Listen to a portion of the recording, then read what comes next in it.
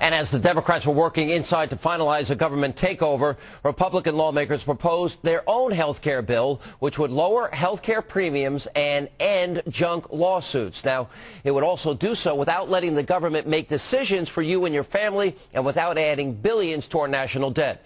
And joining me now with more on all of this are two of the organizers of today's rally, Minnesota Congresswoman Michelle Bachmann and Iowa Representative Stephen King. Congresswoman, it was less than a week. It was a week tomorrow that you announced on this very program that you wanted people to come. 20,000+ people showed up. Were you as surprised as I was? Absolutely, I was. We had no idea. When I was on your show last Friday evening, that was the initial shot that was heard around the world. And people heard that, Sean. Today, people told me they heard that call out on your show on Friday night, and they immediately started contacting other people, and this was totally word of mouth. This was nothing that we organized, nothing that we planned. We didn't order one bus, one carload, nothing. Complete word of mouth, and the estimates are anywhere between 20 and 45,000 people had assembled. And the marvelous thing is people didn't just come to hear speakers. They then pivoted, fanned out, went into the Capitol, went into the office buildings, were very polite, went from door to door to door, knocked on the doors. We handed out actually pages, actual pages from the bill. People would take one page, and then they carried that page and asked members of Congress, can you read this to me and explain it to me so that it makes sense? It was a beautiful sight to see. Well, it was fairly amazing and such short notice. And by the way, in the middle of the day on a Thursday, and I understand people from as far away as California and Oregon coming up here. What happened, Congressman King, inside? Well, I shook hands with people from San Francisco. That comes to mind right away. But the dynamics of this, Sean, was just unbelievable. I had a hard time composing myself when I saw the people come flooding in this fashion. And the original idea actually comes from Medal of Honor winner Colonel Bud Day, who was said to me about 3 weeks ago during a pheasant hunt, the only way we're going to save our freedom from these people is if we surround the Capitol and the American people answer the call, and they come to the Capitol. Now they have taken Capitol Hill. They need to hold Capitol Hill until we kill the bill.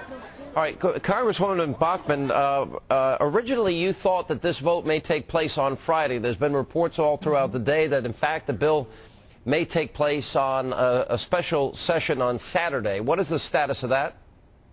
That's what we're hearing still, Sean, that there may be a vote on Saturday, although the other scuttlebutt that we're hearing is that the Speaker doesn't have the votes. That's clearly a direct result, I believe, from the overwhelming victories on Tuesday night and also this absolutely outstanding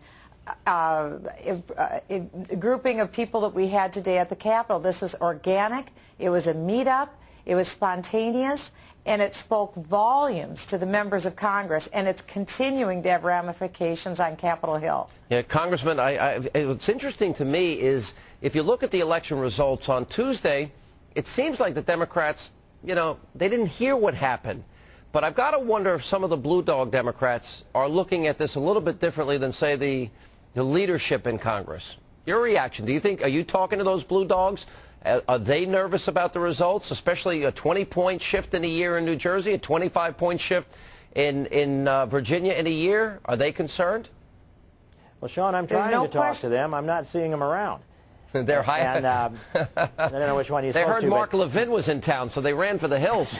Well, what I've told them is the people just deployed out across the hill, and they said, what can we do? And, well, they did fill the hallways. They filled the hallways and surrounded the buildings. And the Cannon building in particular, there was a security issue inside that shut down people going in the doors. So they surrounded the building and chanted, kill the bill, kill the bill. The hallways echoed. And I just said to them, find somebody that wears a pin like this that won't look you in the eye and tell them not to steal your freedom. By the way, can we sell that pin on eBay, Congressman? I mean, you probably got a lot of money for it. It's a pretty expensive pin, but not as expensive as Michelle Bachmann's, and not worth as much either, I guarantee you, Sean. I have no doubt about that. And actor John Voight was there as well. He flew in all the way from California. of a very impressive showing today. It'll be very interesting. We'll be watching, Congresswoman, to see if they have to delay the vote one more time because they don't have enough votes. That's right. And we appreciate your efforts on this, and I promise we'll continue to stay on the story and follow it, and we appreciate you being with us. Thank you. Thank you, Sean.